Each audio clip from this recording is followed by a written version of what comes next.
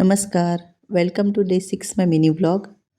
काल रात्रीच गॅस संपलेला म्हणून आज शेगडीवर होईल तेवढी लवकर होणारी भाजी आणि पोळी असा स्वयंपाक डब्यासाठी करायचा होता. मग सगळ्यात सोपा ऑप्शन होता मेथीची भाजी.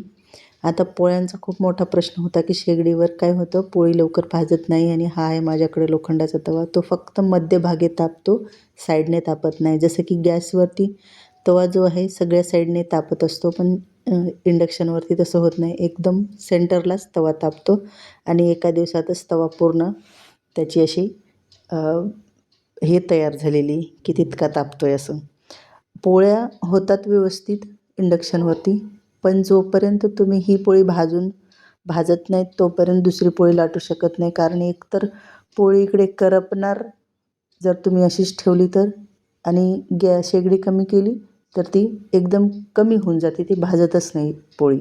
त्यामुळे जोपर्यंत तुम्ही ही पोळी भाजत नाही तोपर्यंत तुम्हाला दुसरी पोळी लाटता येत नाही आणि त्यामुळं बराच वेळ जातो. त्यामुळे शेगडीवरती पोळ्या करणं फार अवघड जातं, कारण वेळ खूप जातो.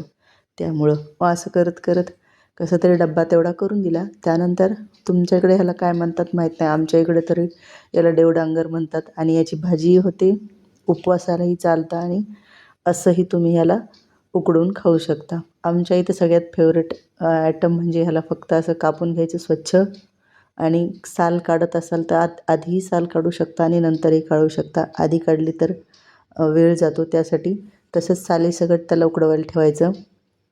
कुणी कुणी ह्याला ह्याच्या इडलीच्या पात्रामध्ये सुद्धा उकडवायला ठेवतं, पण मी कुकरमध्येच थोडंसं अर्धी वाटी पाणी टाकून उकडवून घेते. त्यानंतर त्याच्या साली काढल्या आणि त्यामध्ये साखर आणि दूध टाकायचं आणि खायला घ्यायचं. खूप सुंदर लागतं, खूप हेल्दी आहे. याला कोणतंही औषध नसतं ह्या फळाला, किंवा केमिकलमध्ये बुडवलेलंही नसतं. एकदम ऑर्गॅनिक असतं, त्यामुळं एकदम हेल्दी आहे खाण्यासाठी. आम्ही दरवर्षी हे विकत आणतो, पण यावर्षी माझ्या आईकडे भरपूर झाल्यामुळे मी तिकडून आणलेत आणि खरंच खूप चांगलं फळ आहे खाण्यासाठी.